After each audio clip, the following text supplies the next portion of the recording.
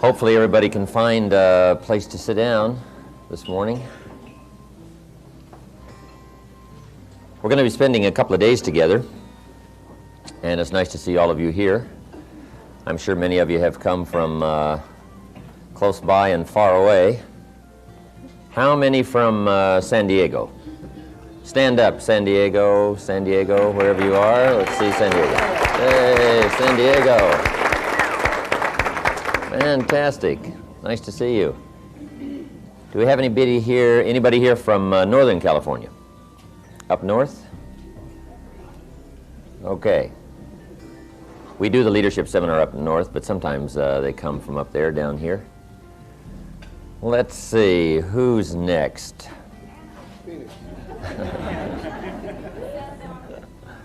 Santa Barbara, right. Ventura, Oxnard, Santa Barbara. Where are you? Stand up. Right down here. Nice to have you. Okay, who's next? Phoenix. Two for... All right. How about Los Angeles? Good old Los Angeles. Tony?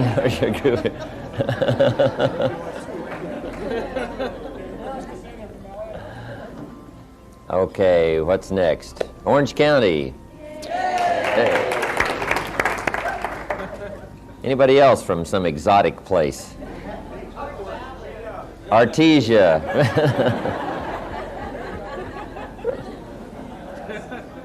Okay.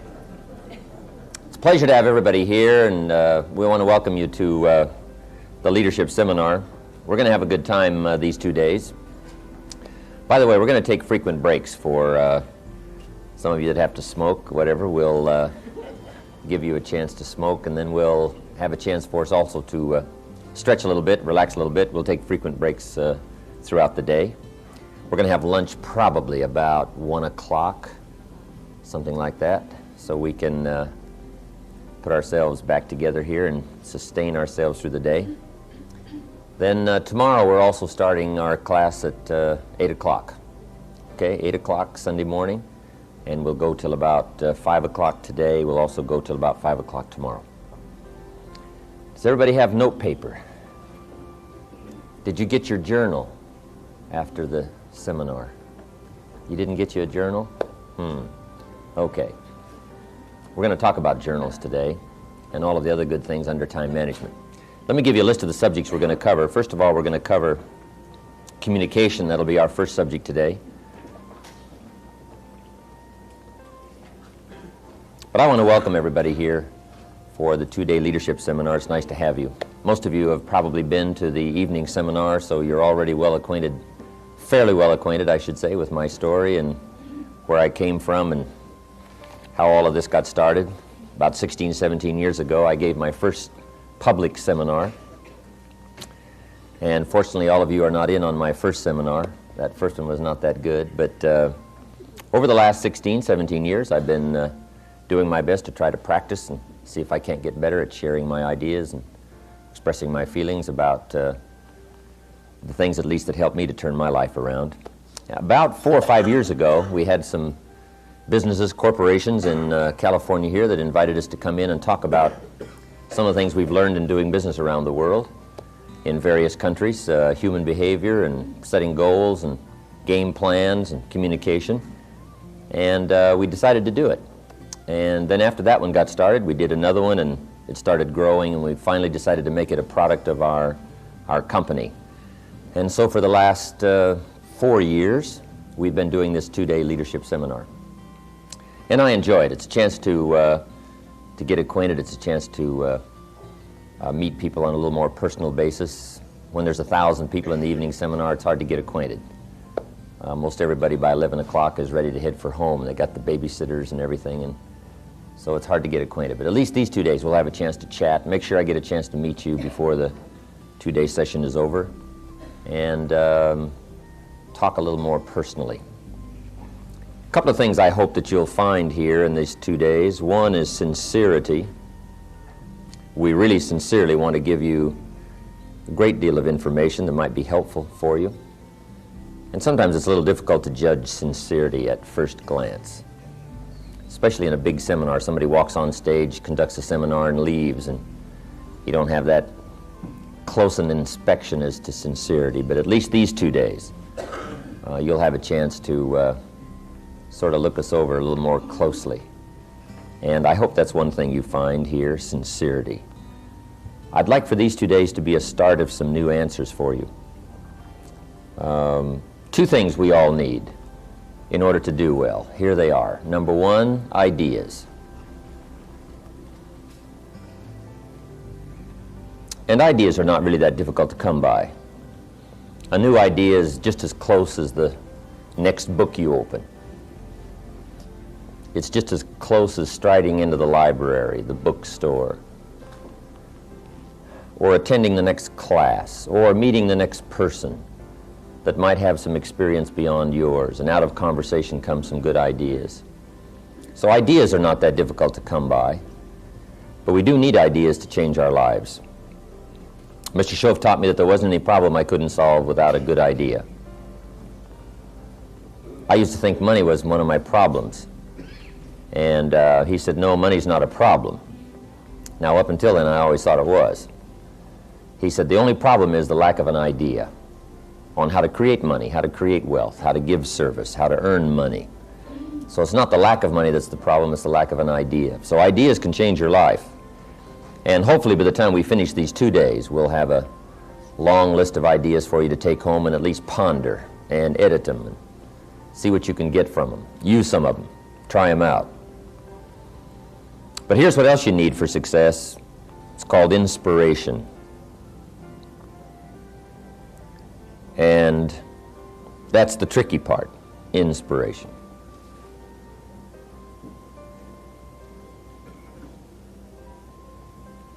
The people who seem to stay totally turned on, all excited about life. They have no problem getting up and generating that zest for the day, emotional vitality. They're excited about living, excited about working, they're excited about accomplishing. That's unique. And I guess that's what all of us wish for, that kind of inspiration. But that's a good question. Why are some people incredibly turned on about life, and other people find it hard to get going?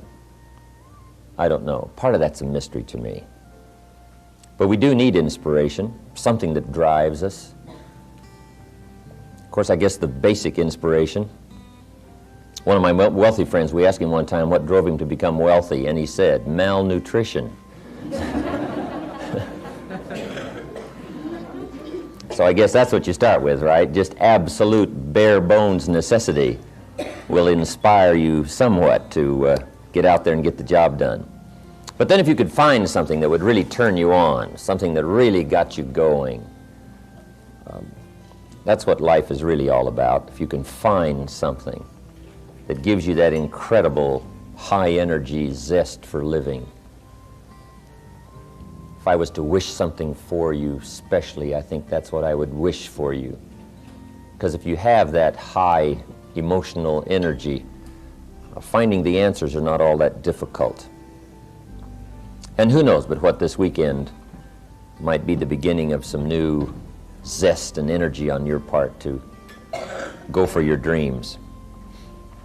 Here's what else I hope we can create this weekend, some emotional turbulence. It's a good idea every once in a while to just stir our mental pot. Just get the ideas flowing, get the thinking flowing, get the looking and asking questions and doing some wondering. And perhaps that'll happen this weekend. Then primarily, this seminar was designed for this purpose, and I've got a phrase for you to make a part of your notes. We all need guidelines for translating response into results. Guidelines for translating response into results.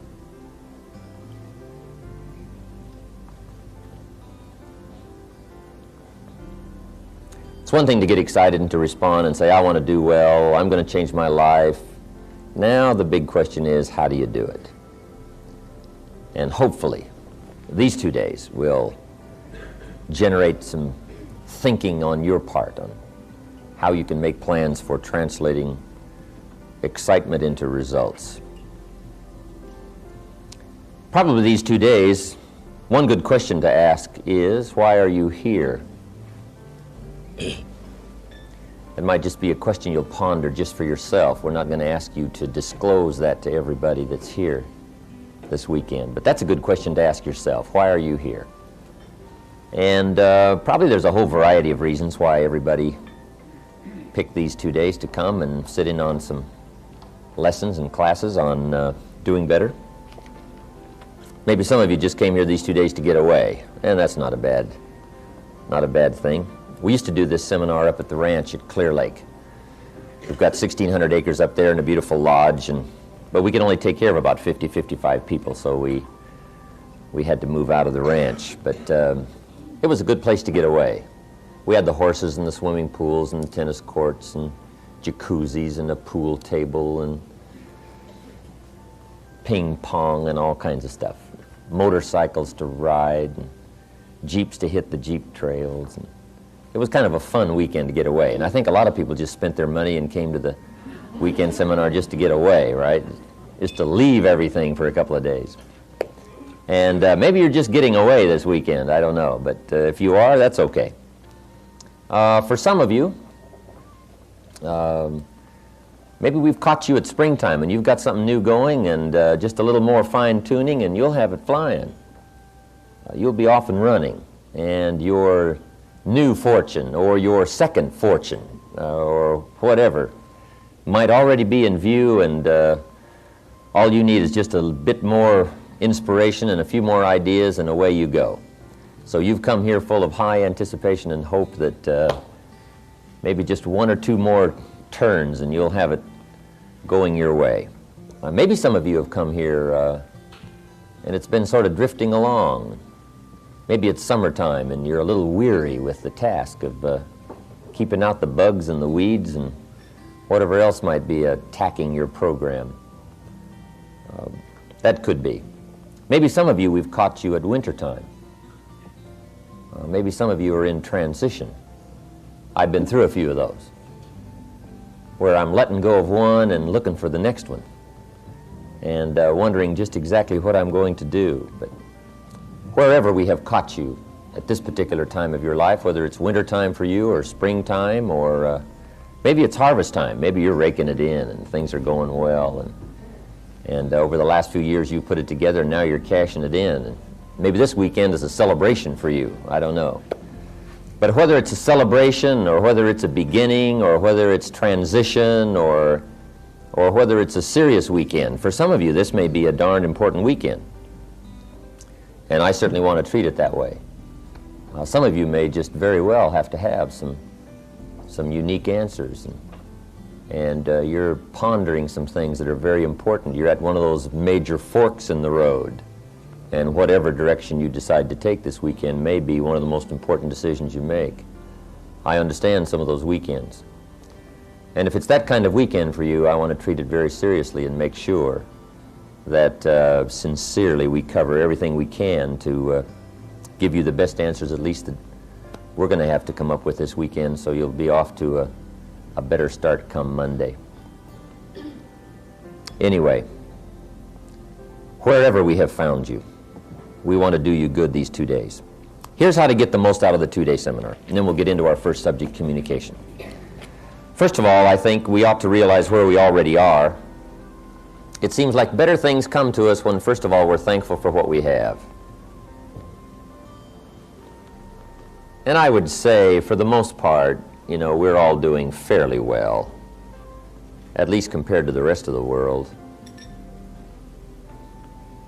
One of the weekend seminars up at the ranch, just before it started, I walked out into this parking area where we have a place up there to park all the automobiles.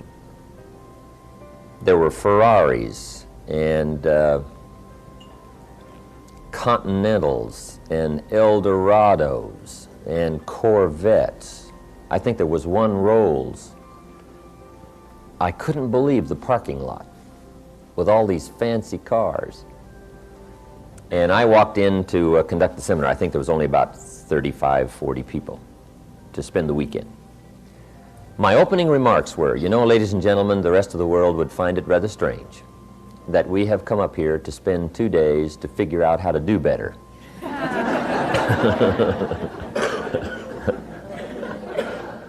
Wow. And could very well probably be said today, right? If we were to take a survey out on the parking area and we walk in here and, you know, have breakfast in style and we're all dressed pretty good and looking pretty good, the rest of the world, the 4.5 other billion people in the world that are probably struggling a lot harder than we are, would find it strange that we're trying to figure out how to do better. But we do have the chance to do well. We have the chance not only to do well for ourselves, but we have the chance to be an influence and to develop leadership for the people we come in contact with. So we do have a chance to do better. And I think when you have the chance, you ought to take it. So, first of all, realize where we are. Second, be thankful for what we already have. Who was it said, I complained about not having any shoes until I met someone who had no feet. So, we should be thankful for what we already have. Then I think to get the best out of the 2 days is be eager to learn.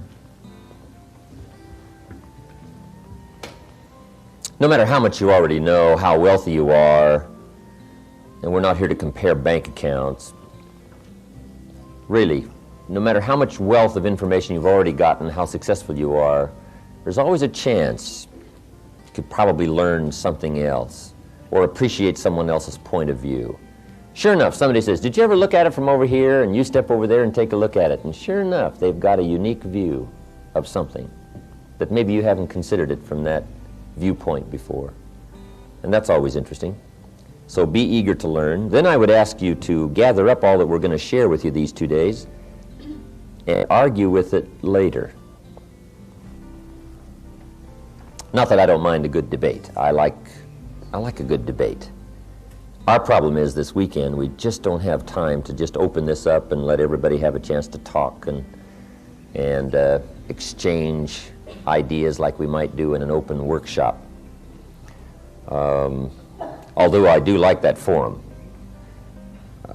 One of the ways to come up with good ideas is debate. It's one of the ways we've decided, the Founding Fathers decided was a good way to run the country, is have two-party system and let the representatives from both parties go to Congress and debate. Not bad. Somebody says, I've got a great idea that'll cure the problems of the nation. Everybody else says, wonderful, put it on the table, let's take a look at it.